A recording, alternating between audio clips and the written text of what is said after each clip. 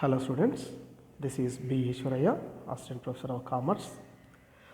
As part of learning financial accounting, our today's lecture is accounting cycle and classification of accounts. Accounting is the science and art of recording, classifying transactions and events of monetary nature, summarizing these transactions and events, and finally interpretation of results thereof by preparing and presenting financial statements. This is the definition of accounting. Already we have learned it in the very first lecture. As per this definition, we have known that we have to do a proper way of recording accounts in the books of accounts, from recording to summarizing and interpreting the results to the users. That means accounting cycle starts from the recording of a transaction when it is taken place in an organization. Later on, hence by preparing financial statements. So that accounting cycle refers to the cycle which starts with recording of opening entries in the journal and ends with the preparation of financial statements. The following steps. So accounting cycle will have some steps. So they are: one is recording of opening entries in the journal. If it is a already continued business, it will be having some opening entries. First of all, they are to be entered. Next step is recording of transactions and events in the journal proper. That means we have to journalize the transactions in an organization taken place in a chronological order.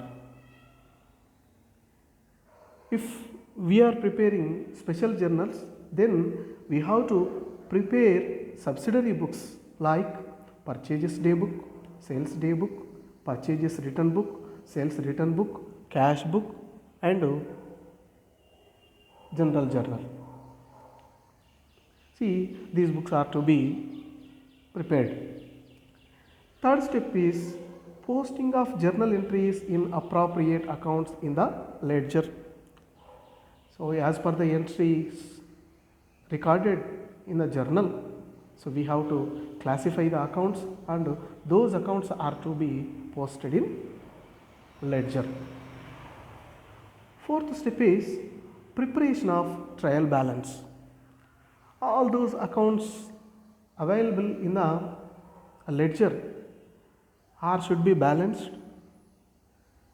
With that balances, we have to prepare trial balance. So later one is recording of closing entries to prepare financial statements. They are profit and loss account and balance sheet. Last step in accounting cycle is preparation of financial statements, income statement and balance sheet to interpret the results of financial transactions and events during the accounting period. There ends the accounting cycle. Transactions and events are recorded in the journal in chronological order. On which date the transaction is taken place, date wise, month wise, we have to record the transactions in the journal. Later on, classification of accounts is done in the ledger by assigning appropriate heads to various accounts. Accounts are balanced periodically and the summarized balances are shown in the trial balance. Choosing entries are passed for the preparation of financial statements. In the last, financial statements are prepared. Income statement is prepared to present the results of the operating activities of the firm for a specific time period. Balance sheet is prepared to reveal the health of the business at the end of the specific time period. Generally, it will be 1 year or 12 months. Thus, the results of various transactions and events flow through the accounting system, beginning with the journalizing and ending with the preparation of financial statements. So, this is all about accounting cycle. In any organization, to record financial transactions taken place in that particular concern, generally we will have two types of bookkeeping systems. Already I explained you. One is single entry system, another one is double entry system. It is depend upon the concern and the company. So, some sole trading company businesses, partnership businesses like this, it is not mandatory to follow double entry system of recording accounts. But when it comes to joint stock companies, public enterprises, public sector undertakings, as per the Companies Act, it is compulsory to follow or use the double entry system to record financial transactions. So that double entry system means in any transaction of financial one taken place in an organization, generally it will have two aspects. One is giving aspect, another one is receiving aspect. These two aspects are termed as debit and credit. Debit and credit must be recorded in two separate accounts. These two aspects are inseparable, and it necessary to note that it is impossible to think of one without the other. Giving necessarily implies receiving and vice versa. For example, let us consider a transaction where goods are sold for cash. Goods are sold for cash. In this case, the receiving aspect is cash, as cash comes into the hands of the seller, and the giving aspect is goods, since goods are handed over to the buyer. Similarly, in a transaction in which purchased furniture is made for cash, the receiving aspect is furniture, as furniture comes into the business, and the giving aspect is cash, as cash goes out. Usually, two parties are involved in a transaction, and the benefit of transaction is exchanged between them. When A sells goods for cash, from the point of view of the A, goods account and cash account are involved in the exchange of benefits.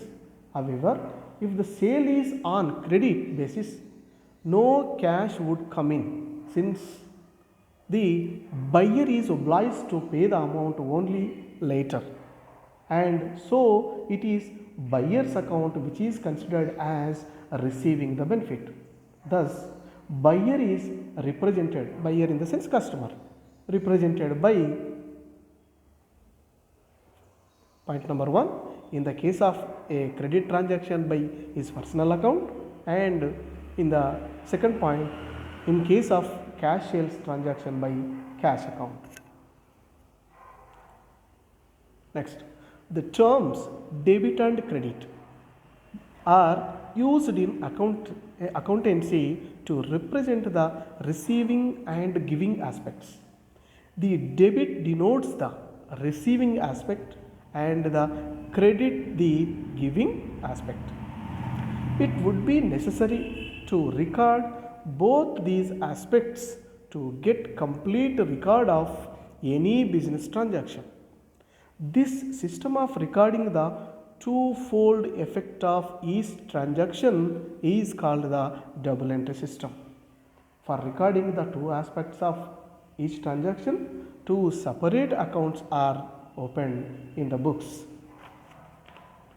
and the entry will have to be made in both of them, that is on the debit side in one of them and on the credit side in the other.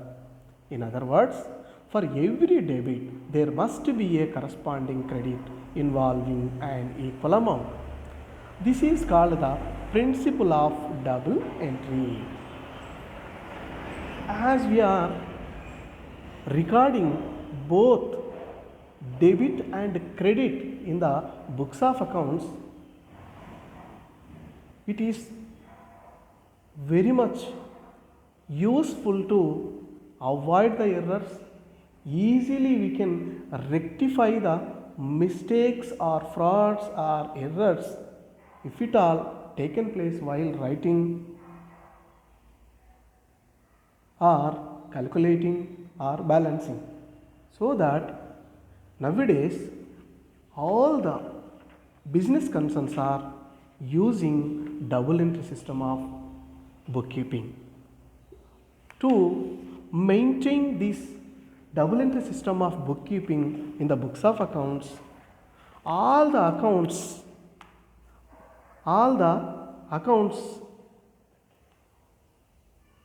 taken place in an organization classified into three types. One is personal accounts,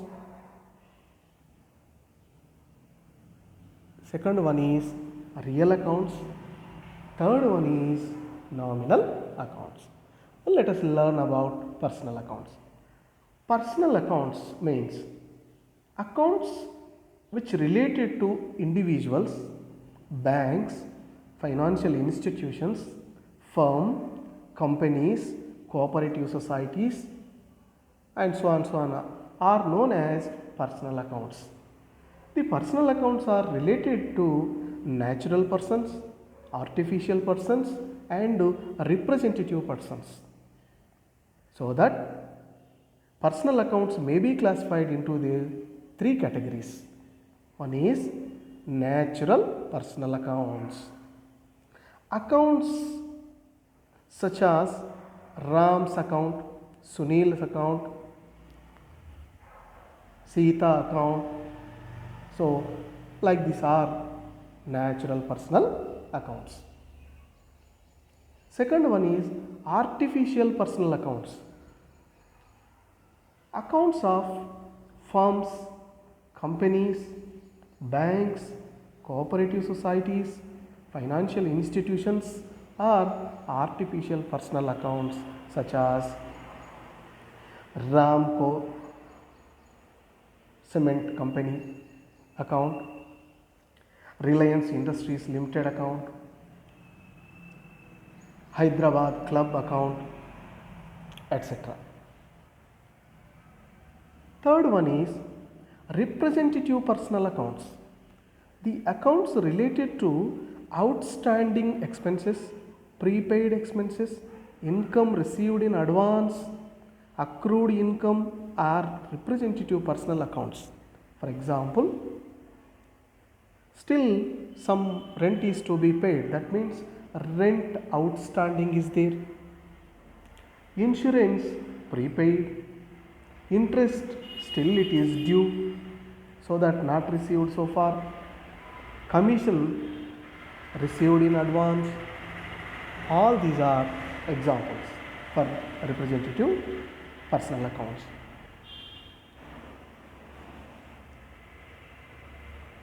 To record personal accounts in the books of a business, we have a principle, that is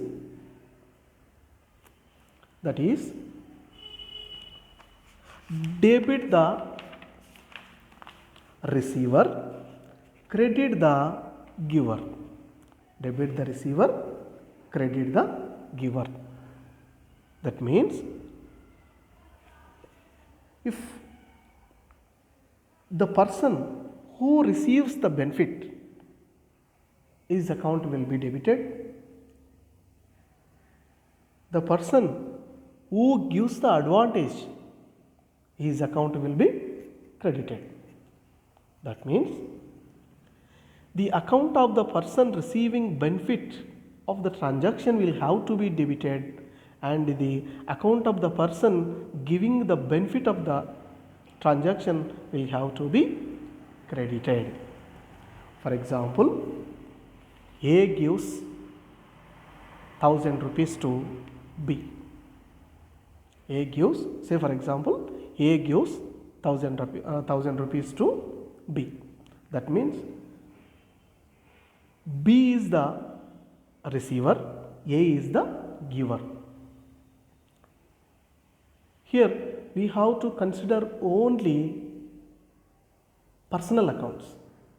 A is a natural person, B also is a natural person. So that these two accounts are to be mentioned in the books of accounts. So in such a case, B account has to be debited, A account has to be credited. A account has to be credited.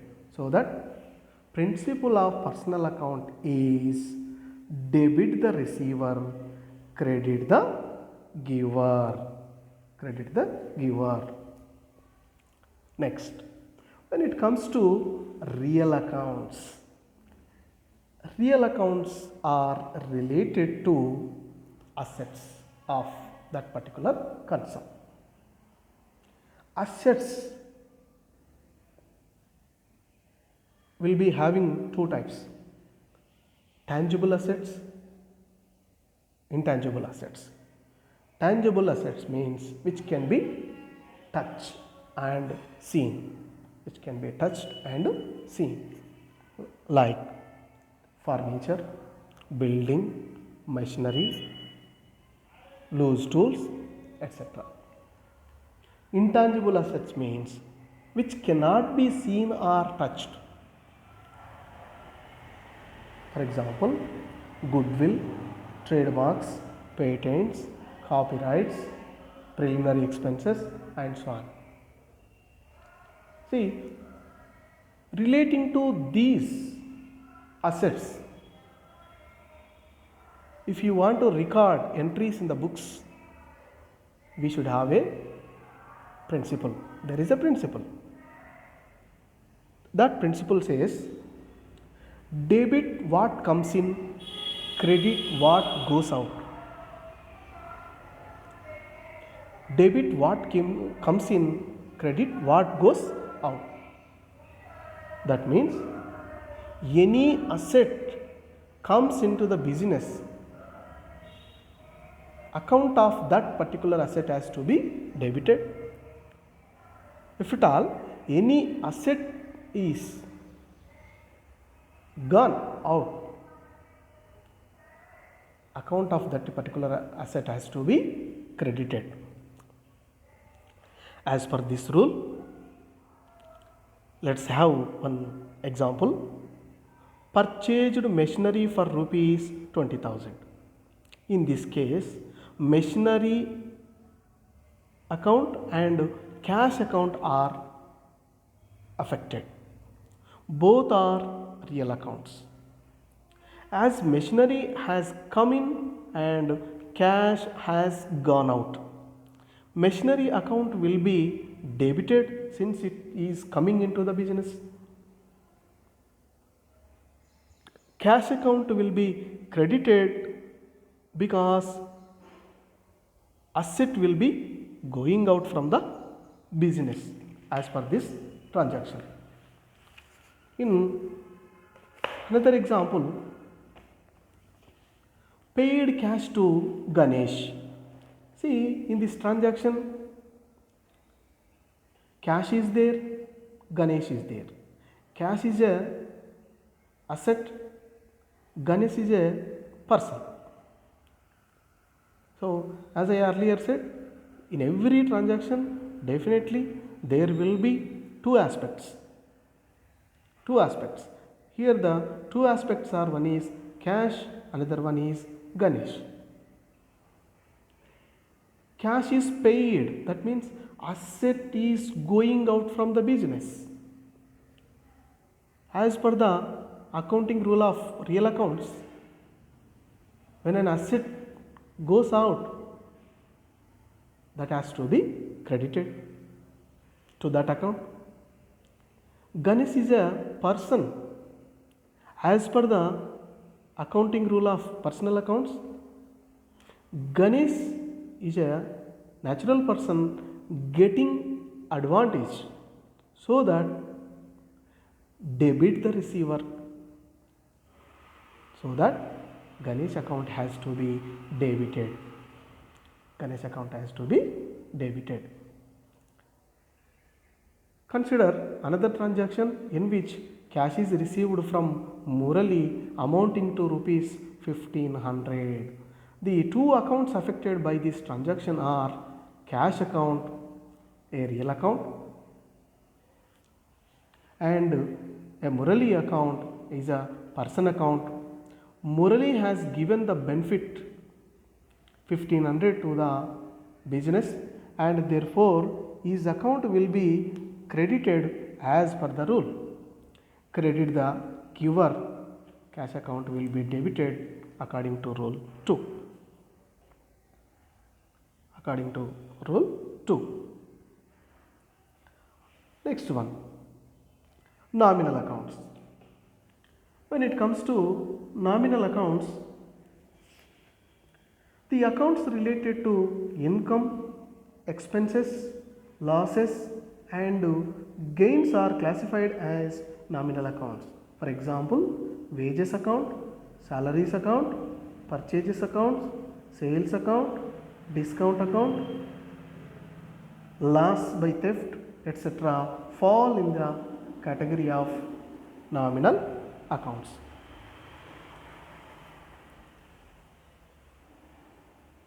Accounting rule for nominal accounts is debit all losses and expenses, credit all the incomes and gains.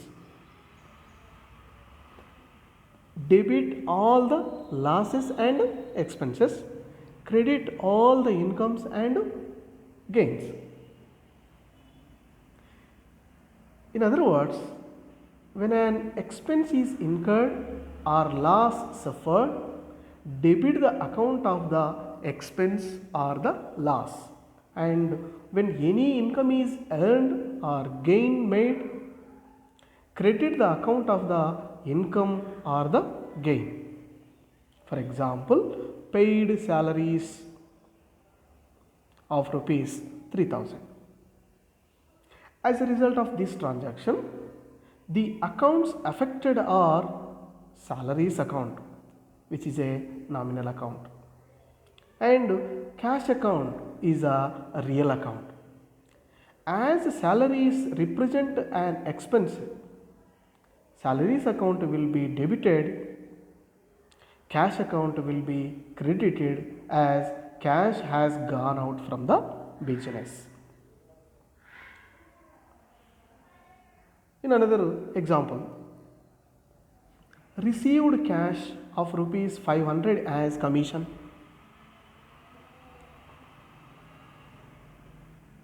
The two accounts affected in this case are cash account and commission account. Cash account is a real account, commission account is a nominal account. Commission account will be credited as commission represents an income. Cash account will be debited as cash has come into the business. So, like this, we have to learn the accounting principles, which are very important to maintain records, to record any financial transaction taken into in an organization. we should have known these accounting principles, without of which we cannot write any entry in the books of accounts. See, let us classify some accounts. Interest paid. Interest paid. Interest paid is a personal nominal account. Why? Because interest is loss to the business. According to the principle of nominal account, loss has to be debited. Carriage inwards. It is an expenditure to the business, so that it is a nominal account, so that it has to be debited. Capital account. Capital is a liability.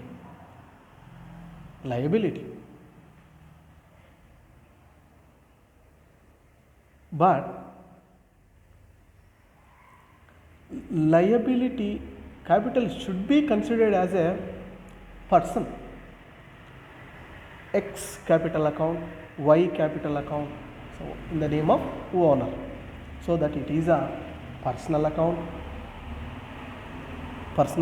and as it is liability, this account has to be credited. Sales account.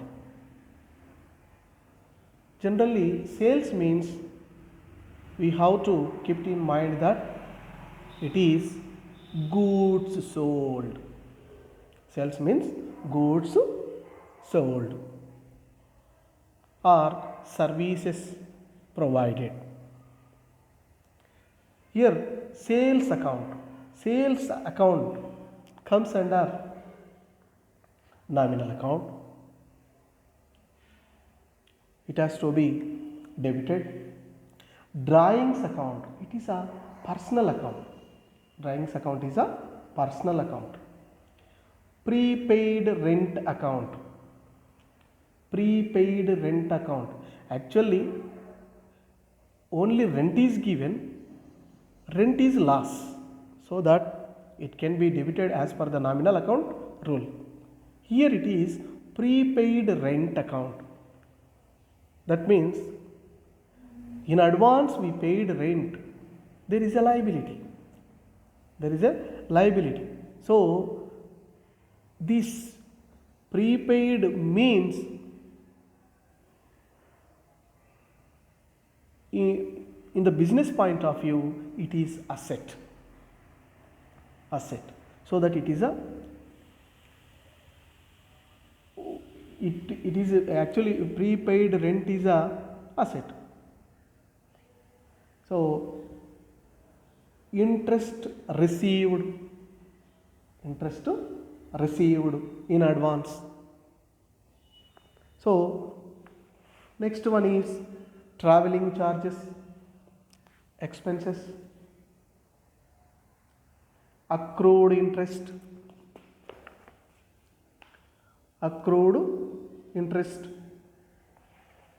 personal account. All these are all prepaid account, accrued interest, all these are all personal accounts.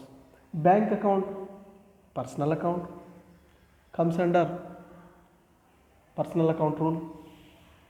Purchases is a nominal account. Account with Corporation Bank Limited, it is a personal account. Outstanding salary is a personal account. Light, power and electricity, these are all expenses to the business concern, so that they are all comes under nominal account. Royalty account, it is also nominal account. Interest received in advance, personal account. Insurance premium paid, it is an expenditure, it is an expense, so that it comes under nominal account. Account with ICICI Bank Limited. ICICI Bank is a artificial person, so that it comes under personal account. Bank overdraft is a liability, so it is also a personal account. Bad debts recovered, bad debts recovered. See, bad debts recovered, that means earlier it was bad debts, so that it is lost to the business.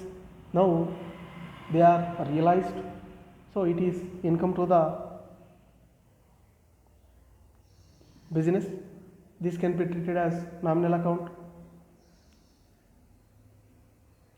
Dividend received account, it's a income received from the other company in the name of dividend, so it is a nominal account. Current account of a partner, so partner is a person itself, it is saying that it is personal account. Loan account of a partner, loan account of a partner, see, this is also personal account. Freehold premises, absolutely it is asset, comes under real account. Printing and stationery, generally this type of expenditure will be occurring in the business, so it is a expenditure, comes under nominal account, and will have debit. Purchases returns account, purchases returns account, this is also nominal account. Investments, investments are assets, investments are assets. When you are saying that it is asset, definitely it comes under real account. Wages and salaries paid, wages and salaries paid,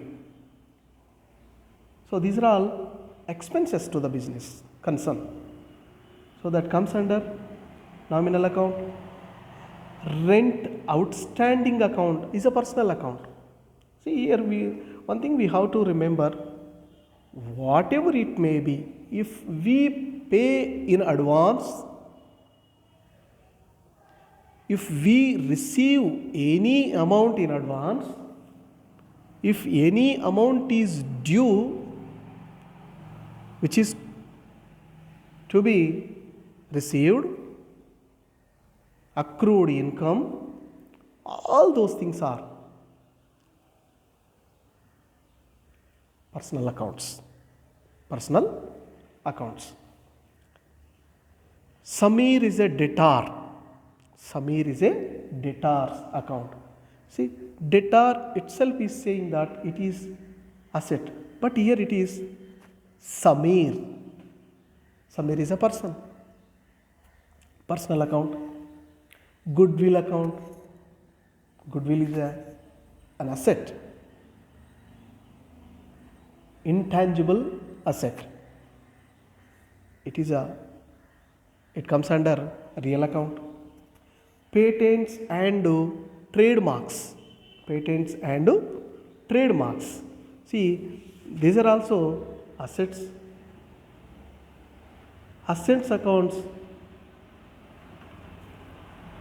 will come under real accounts. Like this, we have to identify two aspects in a transaction, and we have to find the those two aspects, giving one and receiving one, or whether it is coming into the business or going out from the business, whether it is a loss or expenditure, whether it is a income or profit to the concern. So whenever any financial transaction is taken place in the business, so we have to consider these things. Generally there will be only two aspects, only two accounts will be affected. Generally two accounts will be affected. These two accounts will be among these three accounts: personal, real and nominal accounts. So that is our duty to, that means it is the duty of a bookkeeper to find out those two accounts and apply the accounting principle rule to the accounts. Which account has to be debited and which account has to be credited. See, let me explain by taking a transaction. See, bought goods from Ram on credit of rupees 5,000. This is a transaction taken place. Bought goods from Ram on credit. Here two accounts are to be found. One is goods bought, second one is Ram. Why? Because goods bought on credit, so that goods is a nominal account, Ram is a personal account. Goods account has to be debited, Ram account has to be credited. Goods account as per the nominal account, or else here you can consider goods as asset. As the asset comes into the organization, so account of goods has to be debited, Ram account has to be credited as per the rule of personal account. Next, one more example. Purchased goods for cash. Here also two accounts have been affected. One is goods purchased, another account is cash accounting. When we purchase goods, asset will come into the business, so that it comes under real account. As the asset is coming into the business, purchases account has to be debited. For this purchases, we paid cash. So cash is also an asset, but it is going out from the business. So that as per the real account principle, whenever asset goes out from the business, that particular asset account has to be credited. So like this we have to write. Next, we will take one more example. Purchased machinery from A and company on credit 50,000. On credit 50,000. Here the two accounts are, one is machinery account, Second account is A and company's account. Machinery account is a real account. Machinery is an asset, so that it is real account. A and company's account is personal account. Why? Because A and company is an artificial account, person, so that it comes under personal accounts. As per the accounting principle of real account, debit the machinery account. As per the accounting principle of personal accounts, credit the A and company's account. So, machinery account has to be debited, A and company account has to be credited. Next, rent paid of rupees 600. This is one more example. If you pay rent 600 rupees, two accounts will be affected. One is rent account, another one is cash account. Rent means expenditure to the business concern, so that it comes under nominal account. Cash is an asset, it comes under real account. As per the nominal account principle, expenses must be debited. As per the real account principle, cash account has to be credited. Why? Because it is going out from the concern. So that rent account has to be debited, cash account has to be credited. In the same manner, we'll see one more example. Gopal returns goods of rupees 100. Gopal returns goods of rupees 100. Here in this transaction, two accounts will be affected. One is goods returns account is one. Gopal account is another one. Goods returned account comes under real account. Goods means asset, so that it comes under real account. Gopal's account is a person, natural person, so that comes under personal account. Goods returned account has to be debited. Why? Because we received goods from A. So, asset coming into the business as per the accounting rule of real account.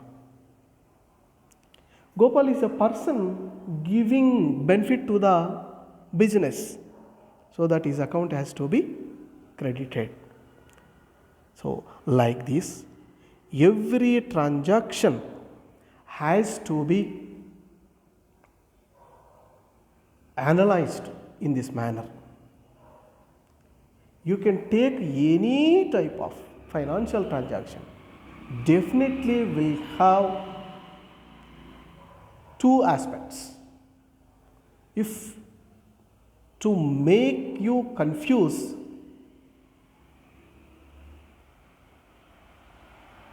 number of aspects will be given more, but so from that transaction we have to pick up only two aspects which are related to that particular transaction.